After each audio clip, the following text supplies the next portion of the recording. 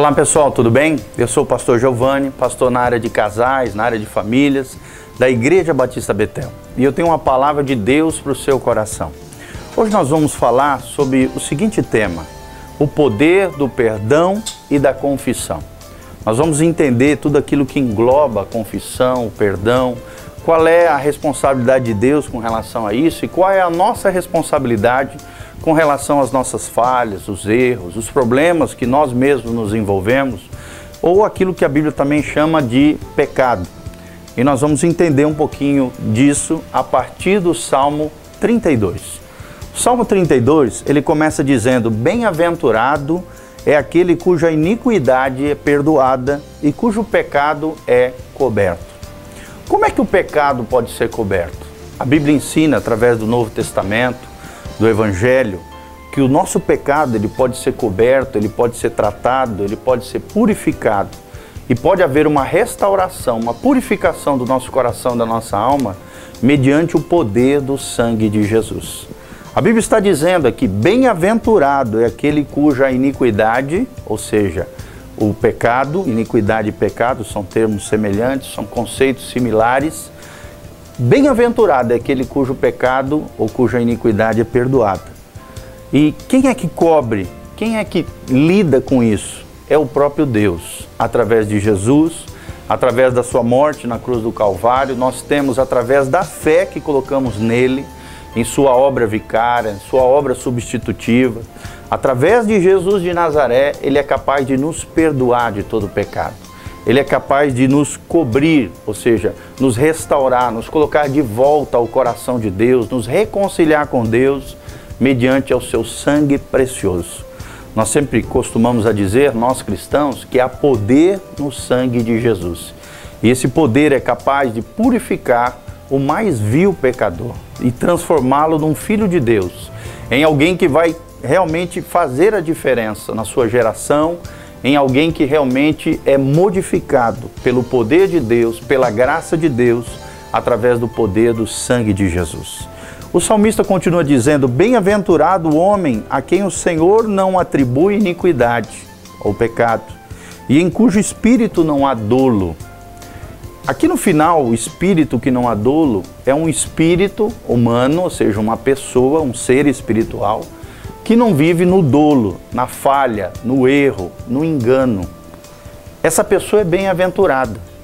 Ou seja, se você andar com Deus, se você andar na verdade, uma vida sincera, honesta, séria com o Senhor Jesus, automaticamente o índice de pecado, o índice de erro, o índice de falhas vai diminuindo na tua vida, a tua alma vai se sarando, vai se purificando, vai se restaurando, você vai se transformando em alguém melhor, em um ser bem-aventurado, em uma pessoa bem-aventurada, uma pessoa feliz, porque você caminha com Deus, porque você leva Deus a sério. Esse homem, essa mulher é bem-aventurado do ponto de vista de Deus. O termo bem-aventurado significa 1000 vezes feliz, ou felicíssimo, é aquele que já não vive pecando, que já não vive errando, que já não vive com o espírito enganado, debaixo da mentira do inimigo das nossas almas, debaixo dos enganos desse mundo contrário à palavra de Deus e aos princípios cristãos. Daquele que não tem dolo no seu espírito, não existe no seu espírito um engano, uma corrupção, uma vida arruinada, uma vida fracassada, uma vida equivocada. É isso que o salmista está tentando dizer. Aí agora, a partir do versículo 3, ele começa a falar sobre as consequências de um pecado não confessado, de uma iniquidade não tratada. Presta atenção no que o salmista diz a partir do versículo 3. Ele diz: enquanto calei os meus pecados, envelheceram os meus ossos pelos meus constantes gemidos todo dia. Nós vemos aqui que o salmista, enquanto não confessou com a sua boca o seu pecado, não tratou isso diante de Deus e diante das pessoas, os seus ossos foram abalados, o seu corpo foi afligido. E não só isso, ele gemia todos os dias, ou seja, sofria. Querido, quando nós não tratamos o pecado, e o que é pecado? Pecado é errar o alvo, é sair do propósito de Deus, é não viver dentro daquilo que Deus planejou para você. errando o alvo, fazendo um equívoco, fazendo algo que é contrário à palavra de Deus, que vai esfacelar, destruir e afetar a nossa vida, e não somente nós. Todas as pessoas que de alguma maneira estão ligadas a nós serão afetadas pelo nosso erro, pelas nossas falhas, por aquilo que a Bíblia chama de pecado, que é errar o alvo. Ou seja, como é importante nós confessarmos o pecado, como é importante nós não escondermos o pecado dentro de nós ou na nossa vida, vivendo uma vida tenebrosa, uma vida trevosa, uma vida dupla, uma vida com coisas escondidas, mal resolvidas.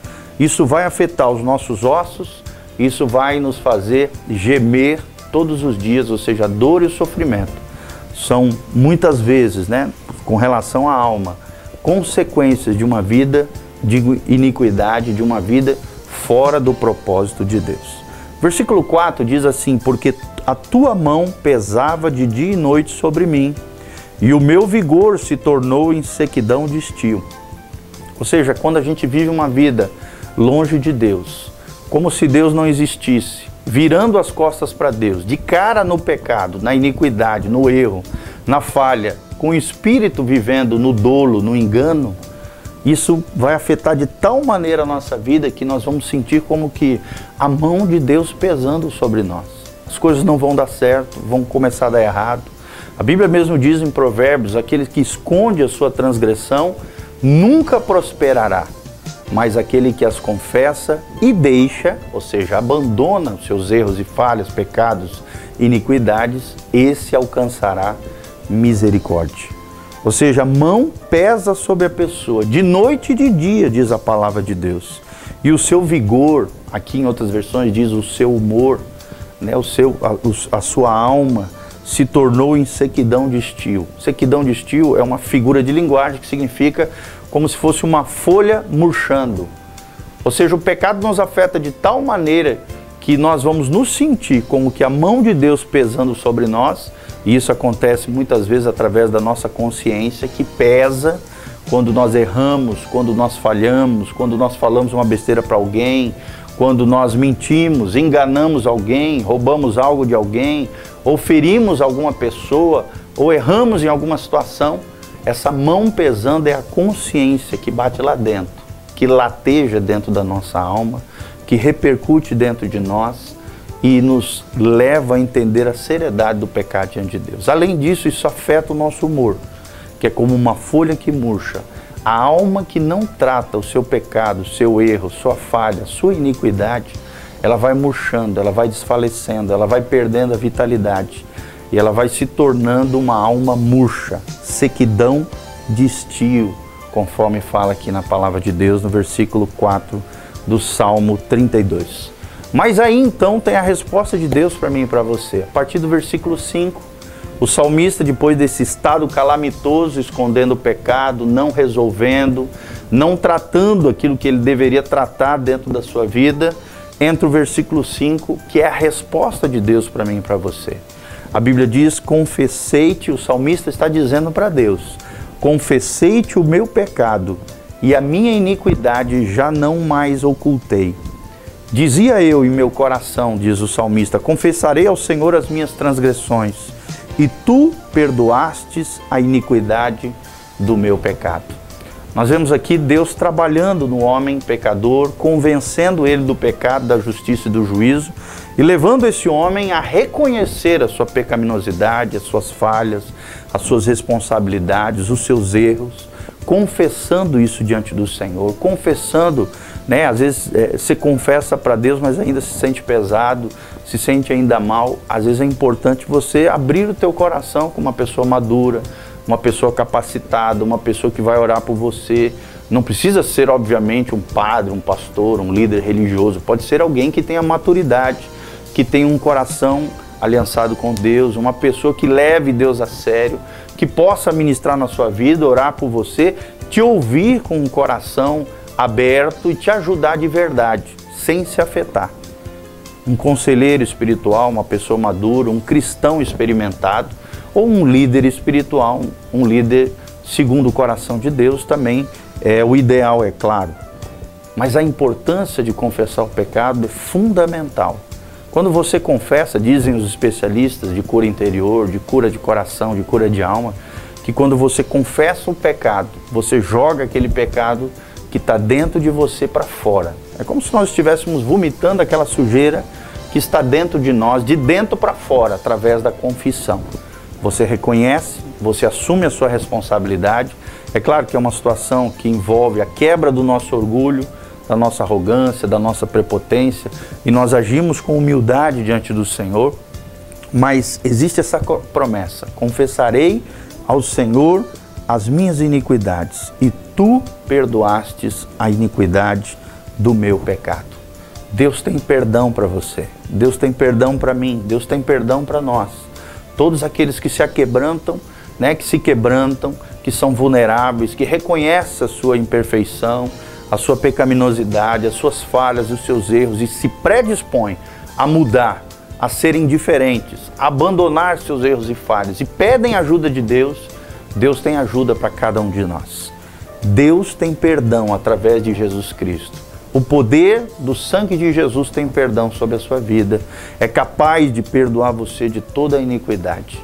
Por isso, não guarde para você, coloque para fora. Confesse diante de Deus, se necessário for, confesse diante dos homens, diante de pessoas especiais para o seu coração, mas resolva essa situação, porque o pecado é mortal. O pecado é um veneno mortal, que se nós não tratarmos, infelizmente, ele vai matar a nossa alma e matar a nossa vida, e vai nos levar para um lugar terrível, que Deus não quer que você vá, sem dúvida nenhuma, ok? Então o céu o que é? Um lugar onde pecadores arrependidos colocaram suas confianças em Jesus de Nazaré, e através de Jesus receberam o perdão dos seus pecados, a graça de Deus, a misericórdia do Senhor e a nova vida que Jesus planejou para nós. Jesus tem vida para você. A vida eterna é disponível para cada um daquele que crê em Jesus como Senhor. Abra o seu coração para Jesus. Que Jesus entre na sua casa, na sua vida, na sua família, transformando a sua história. Louvado seja o nome do Senhor. Deixa eu orar por você. Que Deus te abençoe em nome de Jesus. Que a graça de Deus venha sobre a tua vida. Que você seja convencido através do Espírito Santo do pecado, da justiça e do juízo de Deus sobre todos os homens. Que o Espírito Santo opere dentro do seu coração, na tua casa, na tua família, te abençoando, te prosperando, te fazendo mais alvo do que a neve, purificando a tua alma, o teu coração, transformando a tua vida e restaurando você com Deus e restaurando você com relação a você mesmo. Que a bênção do Senhor esteja sobre a sua casa, sobre a sua família, sobre tudo aquilo que você colocar as mãos. Louvado seja o Senhor. Lembre-se, há poder na confissão e há perdão de Deus disponível para você. Que Deus te abençoe em nome de Jesus. Siga-nos nas redes sociais. Nosso Instagram é @PRGIO. O site da igreja, onde você pode assistir os cultos online, é www.btonline.com.br. E o nosso YouTube, onde nós temos mais de 1.200 ministrações ali, é PR Giovanni. youtube.com/PR Giovanni. Que Deus abençoe você, a sua casa, a sua família. Louvado seja o nome do Senhor.